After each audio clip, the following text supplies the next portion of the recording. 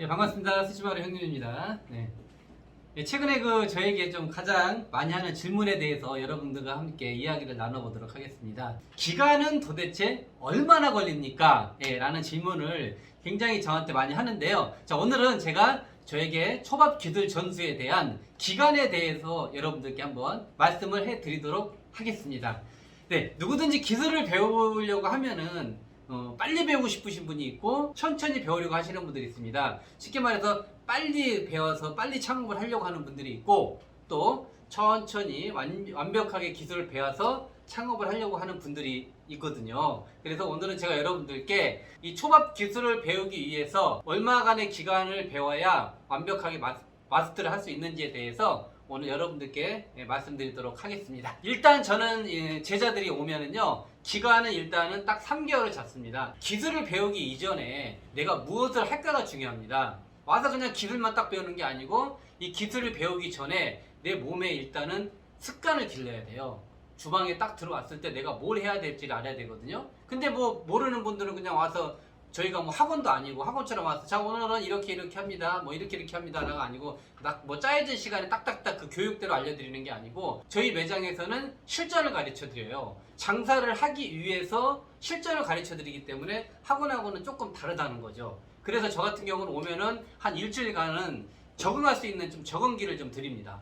그래서 가게 와서 재료가 어디에 있고 이 물건은 어디에 쓰는 거고 또 재료에 대해서 설명을 다 해드립니다. 그리고 나서 뭐 평상시 해보지 못한 설거지도 한번 해보고, 또 청소도 한번 해보고, 쓰레기통도 한번 버려보고, 또 홀청소도 한번 해보고, 테이블도 닦아보고, 이런 거를 좀 하면서 일단은 몸에 뵐 수 있는 습관을 키워야 되거든요. 그래서 저는 가장 중요한 게, 저의 제자로 왔을 때 처음으로 하는 건 한 일주일간은 그런 교육을 실시를 합니다. 자, 그리고 일주일이 지나고 나면은요, 자, 그때는 바로 생선 작업을 바로 알려드립니다. 가장 먼저 배울 거는 연어 손질입니다. 자, 그 다음에 광어 손질, 그 다음에 도미 손질, 그 다음에 뭐 농어 손질, 뭐 이런 거 생선을 손질할 수 있는 그 시간을 바로 이제 일주일 지나면은요, 제가 바로 이제 교육이 들어갑니다. 그래서 처음에 아마 칼을 잡는 분들은 되게 힘들어요. 뭐 이렇게 전문가가 칼을 만지면은 되게 쉬워 보이지만은, 솔직히 이제 초보자가 와서 칼을 먼저 잡고 연어를 잡는 건 쉽지가 않거든요. 그래서 이제 전문가들한테 그런 걸 배우는 건데, 저 같은 경우는 이제 우리 첫 번째, 두 번째도 그렇고 바로 연어부터 알려드렸는데, 우리 다 연어를 금방금방 배웠습니다. 이거 요령이 있어요.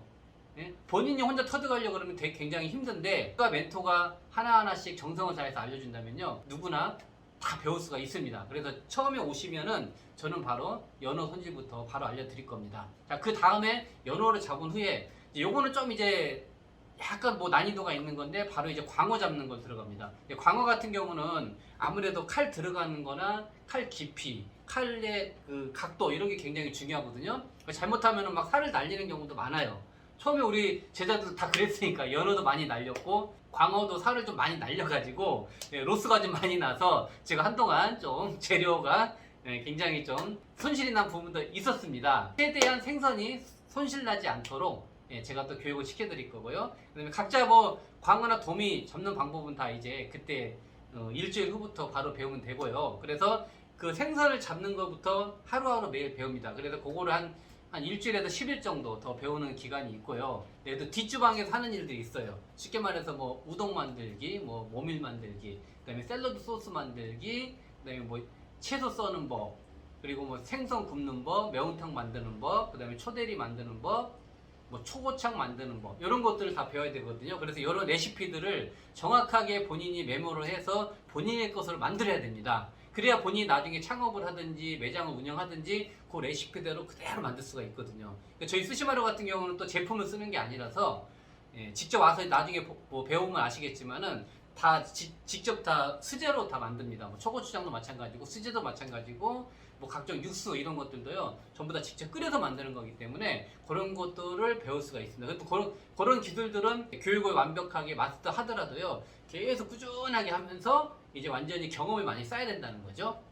그 다음에 생선을 잡고 난 후에 이제 한 달 정도 되면은 초밥 짓는 교육을 또 바로 들어갑니다. 초밥의 양 어떻게 잡아야 되고, 또 단회라는 거는 이제 뭐 회를 어떻게 써냐, 예, 이런 걸 이제 단회라고 하는데, 한 달 정도 되면은 이제 어느 정도는 본인이 이제 이런 거구나라는 걸 조금 느낄 수가 있거든요. 그래서 이제 한 달 정도 지나고 나면은 이제 또 두 번째 달부터는요, 계속해서 이제 매일매일 이제 생선을 잡습니다. 예, 물론 이제 이게 한 달 만에 완벽하게 생선을 잡을 수는 없어요. 계속 꾸준하게 매일 한 마리씩, 연어도 한 마리씩, 광어도 한 마리씩, 도미도 한 마리씩, 뭐 이런 식으로 계속 잡아야 칼을 어떤 식으로 들어가고 어떻게 잘라야 된다, 이런 게 딱 이렇게 이제 저만의 감각이 딱 생기거든요. 근데 그 감각을 익히는 데까지는 한 3개월이 걸린다는 거죠. 저 같은 경우는 제가 어떻게 하라는 거는 요령을 알려주지만은 제가 직접 할 수는 없는 거 아닙니까? 제가 하라는 대로 이렇게만 해주시면은 최대한의 로스 없이 생선도 충분히, 예, 본인이 직접 잡을 수가 있습니다. 자, 여기서 중요한 거는 여러분들이 일단 칼을 이제 쓰는 법을 좀 알아야 되는데, 처음부터 제가 이 생선을 딱 썰라고는 하지 않습니다. 예, 처음으로 중요한 거는 바로 이제 칼에 대한, 이 손에 대한 감각. 내가 이 칼을 쥐었을 때 감각을 익히는 건데, 자, 그 감각을 익히는 거는 오시면 아시겠지만은 제가 아마 이제 단무지를 썰으라고 할 겁니다. 자, 이 단무지를 썰면서 계속해서 칼에 대한 감각을 익히는 거예요. 칼을 탁탁 썰어가면서 단무지 썰면서 계속 이렇게 써는 겁니다. 우리 첫 번째, 두 번째 제가 다 그렇게 교육을 했거든요. 그래서 어느 정도 칼에 대한 이제 감각이 익숙해지면은 이제 손에 딱 칼이 맞습니다. 그때부터 이제 또 생선을 잡기 시작하면은 이제 하나하나 잡다 보면은요, 이제 나만의 요령이 생기고 나만의 감각이 생겨요. 이 시점에서 이렇게 해야 된다. 광어는 이렇게 해야 되네. 연어는 이렇게 잘라야 되네. 라는 걸 이제 본인이 알게 되는 거죠. 3개월 정도면은 일단 기본적인 거는 배운다고 볼 수 있죠. 그 뒤로는 이제는 경험이거든요.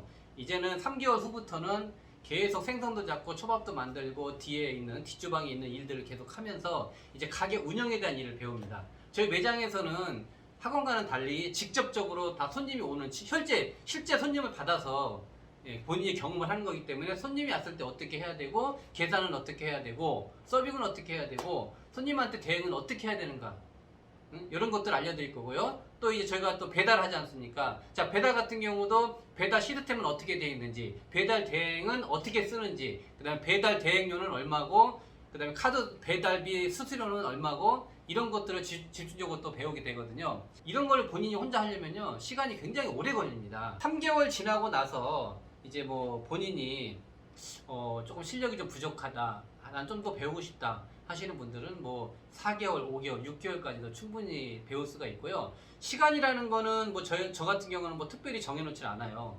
예, 본인이 뭐 3개월 배우고 싶다, 6개월 배우고 싶다, 뭐 1년 배우고 싶다 하는 것도 저는 다 알려드립니다. 창업이라는 게 뭐 결코 쉽지가 않습니다. 여기서 이렇게 처음에 기술 전수를 받았을 때 본인이 얼마나 잘 배우냐에 따라서, 예, 성공과 실패가 좌우가 된다고 생각합니다. 그래서 저에게 이렇게 질문을 많이 하시는 분들 중에서 이제 기간에 대해서 많이 질문을 하셨는데, 어느 정도 제가 이제 좀 설명을 해드렸기 때문에 좀 이해가 되셨을지는 모르겠습니다. 기간을 너무 짧게 배우려고 하는 것보다는 그래도 최소한에 좀 길게 보시는 게 좋아요.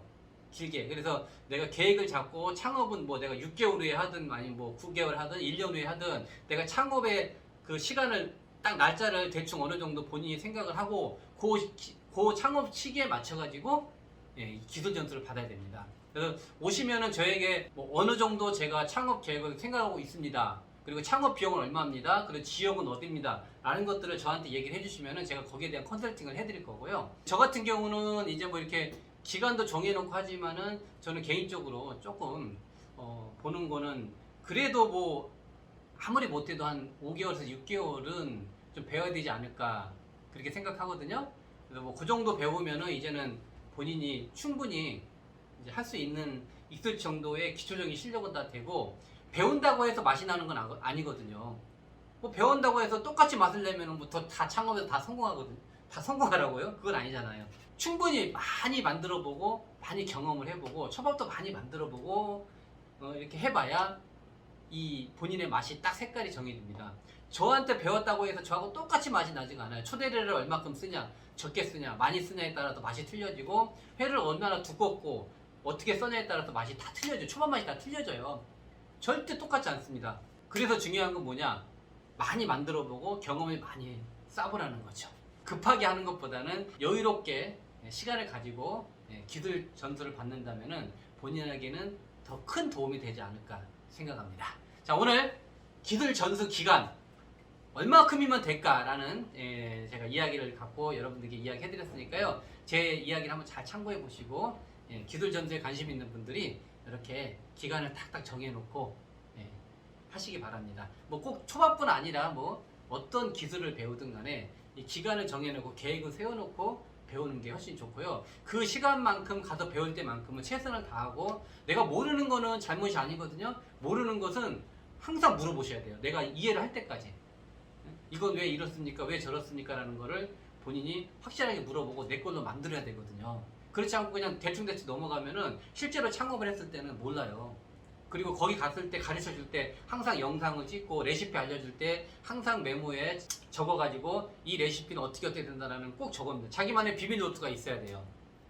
그래야 제가 갑자기 이게 오래 하다 보면요 가끔 까먹을 때가 있거든요.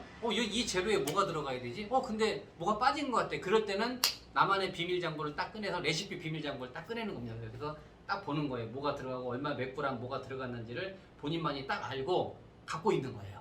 예? 절대 남한테 주지 마시고, 본인도 힘들게 배우는데 그 남한테 주는 건 아니잖아요. 예. 그래서 여러분들이 비밀 장부 하나 딱 만들어 놓고 배울 때 항상 영상 찍고 기재하고 메모하고 이렇게 해서 배우면은요 내게 됩니다. 내 것만 만들면 됩니다. 기술 전수 받으실 때 요거 꼭 명심하시고요. 기간도 제가 말씀드렸죠. 기간도 잘 정하시고, 강습 받을 때 여러분들이 꼭 지켜야 할 내용들, 제가 좀 전에 얘기했던 이런 내용들을 꼭 명심하시고 기술 전수를 받으면 좋을 것 같습니다. 자, 오늘은 여러분들께 제가 또 기술 전수에 대한 기간에 대해서 말씀드렸습니다. 자, 그럼 여기서 마치도록 하겠습니다. 감사합니다.